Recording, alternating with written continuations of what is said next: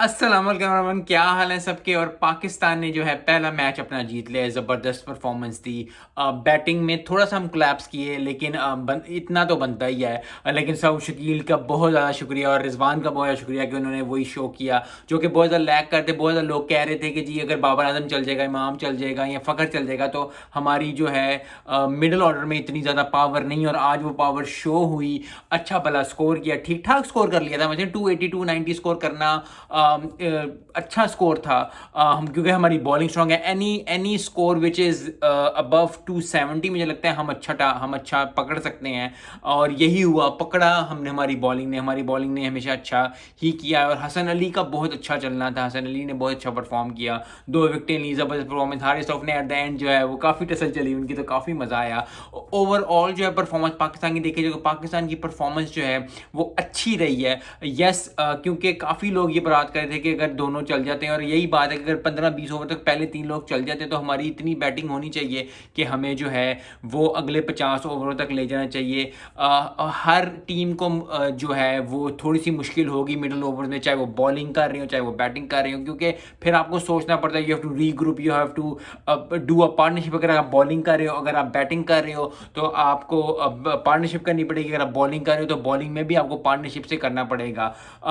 मुझे बहुत अच्छा लगा कि इफ्तिखार से बॉलिंग कराई बाबर ने, और बाबर ने इफ्तिखार से बॉलिंग करा के, और कमेंटेटर्स ने भी यही कहा, और मेरा भी यही मानना है कि उससे हर अगर मैच जीतना है और एक बॉलर एक्स्ट्रा खिलाना है तो इफ्तिखार को 5-6 ओवर करने ही पड़ेंगे। क्योंकि अगर हम ऐसा करें कि अगर हमारी बैटिंग पहले आती है, पाकिस्तान की बैटिंग पहले आती है, और 300 350 250 इतना स्कोर हम करते हैं, 270 प्लस स्कोर करते हैं, और 350 या वो जितना भी स्कोर हम करते हैं, तो हमारे हमारे पास चांस होगा कि हम 30-40 35-40 ओवरों में टीम को आउट कर लें। उसके लिए हमें 5 ओवर इफ्तिखार से कराने ही पड़ेंगे ताकि हमारे 5 ओवर सेव रहें। और क्योंकि कभी ना कभी ऐसा होगा कि कुट पड़ेगी, और जब अगर अफरीदी बिल्कुल पहले 1-2 ओवर में विकेट नहीं लेता, या जो है हारिस रऊफ आते सारे विकेट नहीं लेते, तो बहुत ज़्यादा मुश्किल हो जाती है। तो उस मुश्किल से बचने के लिए हमें इफ्तिखार से बॉलिंग करानी पड़ेगी। हमारा एक बहुत अच्छा ट्रिक है, क्योंकि आज भी 1-2 विकेट गिरी तो उन्होंने 2-3 ओवर्स ने निकाल लिए, लेकिन 2-3 ओवर्स को संभालना चाहिए बाबर आजम को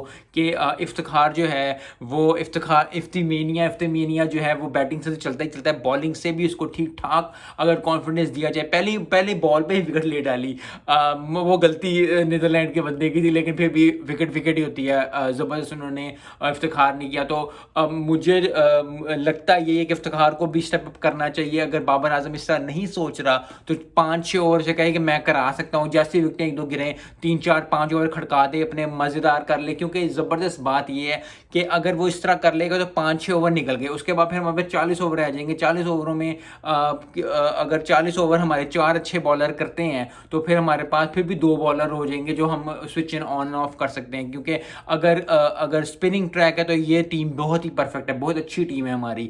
अगर थोड़ा सा पिच पे स्पिन नहीं है तो आप शादाब को या उसमें से निकाल के शादाब को या किसी एक को निकाल, नवाज को निकाल के आप मोहम्मद वसीम को डाल सकते हो, तो वो भी बहुत अच्छी कॉम्बिनेशन हो जाएगा। आपके पास बॉलर्स, फास्ट बॉलर्स अच्छे हो जाएंगे। सो आई थिंक बहुत अच्छी कॉम्बिनेशन पाकिस्तान ने आज खिलाया, आज वर्क किया। यस, हमारी 3 विकेटें गिर गई थी, लेकिन 3 विकेटों गिरने के साथ साथ जो है बहुत अच्छी performance the. I think Iftikhar को बहुत अच्छा खेलना चाहिए था, और थोड़ा सा आगे लेके चाहिए था। लेकिन फिर वही बात है कि हर टाइम पे इफ्तिमेनिया नहीं चलेगा, लेकिन हर बात पे, लेकिन उन्होंने बॉलिंग पे वो विकेट ले डाली जो कि उस वक्त ज़रूरत थी। सो आई होप कि ओवरऑल पाकिस्तान टीम खुश होगी। यस, रन रेट का भी थोड़ा सा इशू बनेगा। काफ़ी ज़्यादा लोग बात कर रहे थे आज के, क्योंकि आज दूसरा दिन था तो बहुत ज़्यादा बात होनी शुरू हो गई रन रेट की। अभी दूसरा मैच ही है, रन रेट की बात शुरू हो गई है। सो अच्छा किया है कि पाकिस्तान का रन रेट अच्छा है, 80 स्कोर से हराया। तो आई थिंक नीदरलैंड अब जो है, नीदरलैंड के लिए वो चाहिए। मैं तो कोशिश ये करूँगा, मैं दुआ यही करता हूँ कि नीदरलैंड आने वाले दिनों में जो है 1-2 टीम्स को ठीक ठाक हराए, क्योंकि आज उनके पास चांस था, उन्होंने मिस किया। पाकिस्तान को ना हरा के, शुक्र अल्लाह का नहीं हराया, लेकिन उनके पास जितनी अच्छी वो टीम है, जितनी वो अच्छी बॉलिंग करते हैं, अगर वो बैटिंग में थोड़ा सा और अच्छा हो जाए तो आई एम वेरी होपफुल कि वो बहुत ज़्यादा टीम्स को बीट कर सकते हैं। और हर टीम को 5 चांस होगा कि वो हार जाए नीदरलैंड से, या नीदरलैंड उनको हरा दे। सो आई होप कि ज़बरदस्त जो है वो कल जो आने वाले दिन है नीदरलैंड्स के लिए अच्छे हों, पाकिस्तान के लिए भी। यस, एक दो मैच अगर इकट्ठे जीत जाते हैं तो फिर वो मोमेंटम क्रिएट हो जाएगा। और फिर क्योंकि तीसरा तो हमारा इंडिया के साथ मैच है, सबसे बड़ा मैच है, तो आई थिंक श्रीलंका के साथ भी पाकिस्तान को जीतना पड़ेगा ताकि कॉन्फिडेंस के साथ जाएँ। इंडिया क्योंकि जीती हुई है तो इंडिया को कॉन्फिडेंस बहुत ज़्यादा होगा, लेकिन हर मैच डिफरेंट होता है, वर्ल्ड कप का मैच डिफरेंट होगा। आई थिंक इंडिया पे इस दफ़ा ज़्यादा प्रेशर होगा क्योंकि इंडिया में खेल रहा है और पाकिस्तान ने उनको पहले भी हराया हुआ है T20 में, लेकिन वनडे में भी हमने चैंपियन ट्रॉफी में हराया हुआ है। सो आई होप कि इस दफ़ा जो ये शक्ल भी टूटेगा बाबर आजम की कप्तानी में। मैं दुआ करता हूँ कि बाबर आजम और टीम जो है वो इंडिया को हराए इस दफ़ा और आगे जाके जो है वर्ल्ड कप में भी अच्छी परफॉर्मेंस दे। मिलते हैं नेक्स्ट वीडियो में। अस्सलाम वालेकुम।